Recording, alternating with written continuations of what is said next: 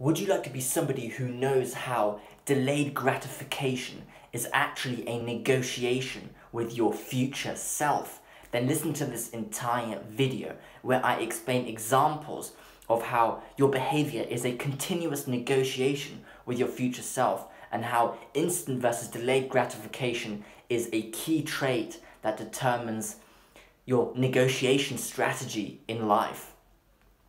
So before we get into this video, please give it a thumbs up and subscribe to my channel if you'd like to learn more about self-development, dating, Jungian psychology, and how to reduce suffering in life altogether.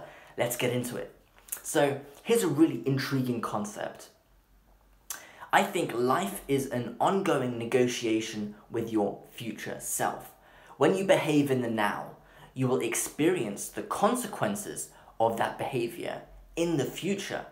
But that future person is almost like a different person, because you cannot accurately feel what they will feel in the future right now.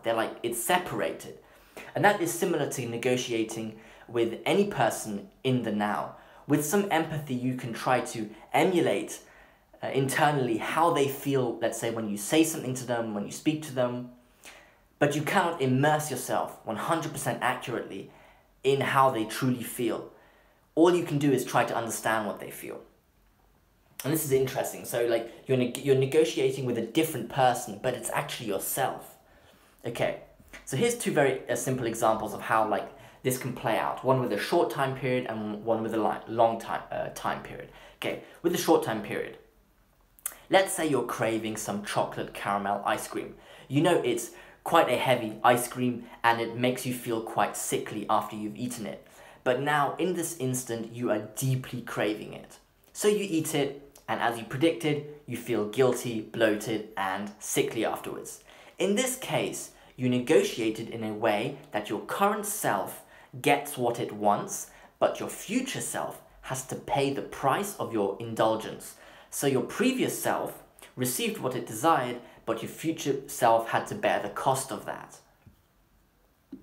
So it's like our current self and the future self are negotiating over something, and if the current self exploits too much, the future self has to pay a higher price. Another example with a long time frame. You're a student and you have exams. You feel lazy and unmotivated to study for your exams, so you end up failing your exams and you don't get your diploma. Then you don't get the job you desired because you have no qualification, hence you need to settle for a lower paying job and a boringer job, let's say. What happened here is that your past self, the original self, was too lazy to study. It just wanted to enjoy itself, watch Netflix, and have fun. Instant gratification, basically.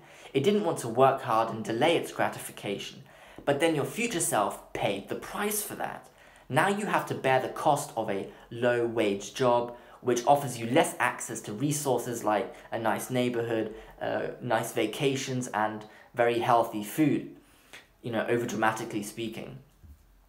So your beginning self took advantage and exploited the future self in the negotiation. Of course, the takeaway from this concept is that you're negotiating with yourself and you have to bear the consequences of your negotiation strategy. If you exploit and take advantage of your future self, you're going to be the one who has to pay the price for it. And this is difficult to get your head around, because it's like you're negotiating with someone else, but then you have to pay the price of it. And the problem is that there's this wall that humans don't see this. And I'll get to this in a second, but there must be some traits. Like a question arises then. Well, what makes you a good negotiator then? How are you able to negotiate that your future self can benefit from your actions? That's the question. And I think there are multiple traits that determine someone's negotiation strategy and their success. Reason number one. So, it all boils down, to a degree, it boils down to the person's relationship to the world. Do they see the world as a frightening, hostile place, or do they see it as a fruitful, nurturing place? Because if they see it as a chaotic, unpredictable place, they might feel like they need to indulge in whatever they have possession of right now, because they do not know what the future might hold.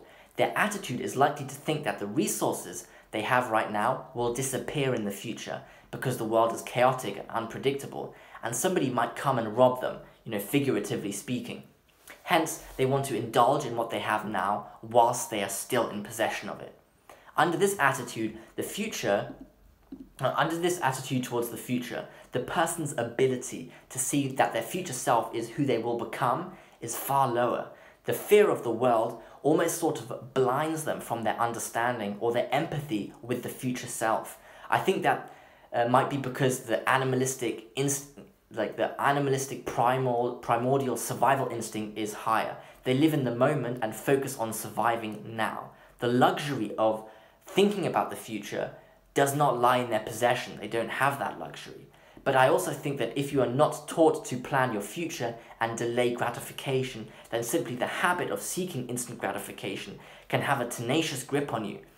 Even when you have grown up later in life and you have a stable job and access to resources, when you really shouldn't be worried about having enough resources in the future, that habit of indulging in what you have now and not planning into the future can still be present in your life. Whereas, if the person sees the place as a place full of opportunities that is populated by people that want to nurture them, then they are less likely to worry about what the future holds. They expect resources to be available to them in the future. They have this deep faith that they are capable of collecting resources and that the world shall offer the resources to them too. Thus, they are able to give up the indulgence now because they know their possessions and the resources will still be around in the future. Now, these two traits, of seeing the world as a scary place versus a place of nurturing, I think is strongly molded into a person during childhood.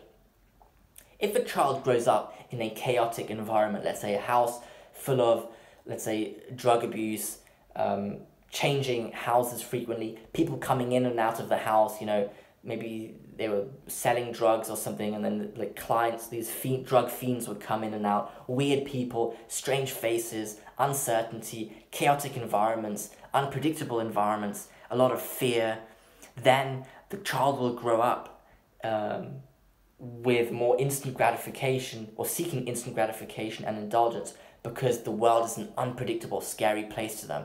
And if they have a resource now, they will exploit it as long as they can, as long as they're still in possession of it. Whilst if a child grows up in a stable, predictable, loving environment, it knows that the resources will still be present in the future. Hence, it doesn't need to indulge in the resources like cake, for example, right now. Like if there's a piece of cake, it can say, actually, I don't need the cake right now, I can eat it tomorrow.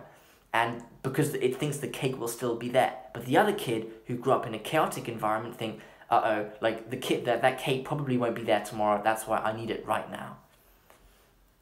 So, in my next video, I will dive into whether the trait of empathy affects your ability to negotiate with your future self. Because I think negotiating with other people is influenced by how much empathy you have. Perhaps if you are low on empathy, you are more likely to want to exploit the other party in the negotiation. Whereas if you have more empathy, you will try to aim at more of a win-win situation where both of you can benefit because you don't want the other person to be exploited.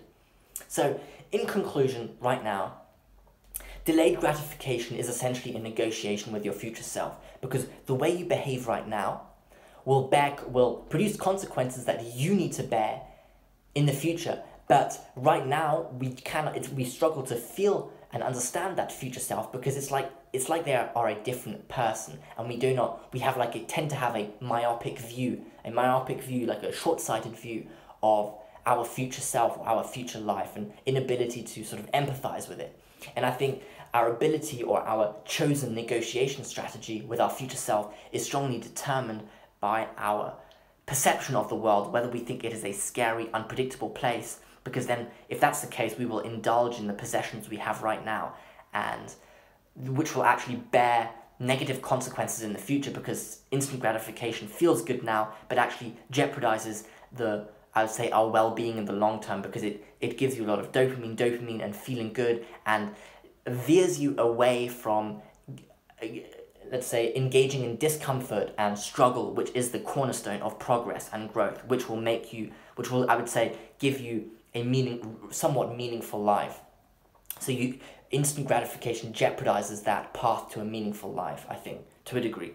And on the other hand, if you see the world as a nurturing place full of opportunities and resources, then you are more likely to delay your gratification, because you will feel like the resources will always be there and you will always be able to have access to them or get to them, because the world is a place full of opportunities. And yeah, you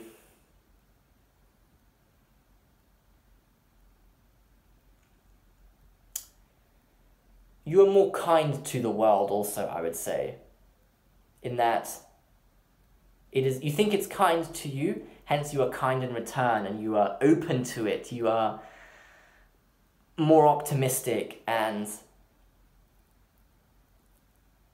more willing to engage in discomfort, struggle that will lead to progress and a meaningful life, I think. So sort of somewhat, something like that. So please leave a comment below whether you agree with my idea of, it's not my idea, it's somebody else's idea that I heard from Jordan Peterson spoke about it. Whether you agree with the idea that behaving in life, or life is in some sense a continuous negotiation with your future self. And whether you think also that instant gratification jeopardizes your well-being and your meaning, the meaning you experience in life in the long term. So I hope you enjoyed this video. Please give it a thumbs up and subscribe to my channel if you'd like to learn more about self-development, dating, Jungian psychology, and how to reduce suffering in life. Please go and check out my next video then on how I connect empathy to your ability to negotiate with your future self. So I hope you enjoyed this video. Thank you for listening.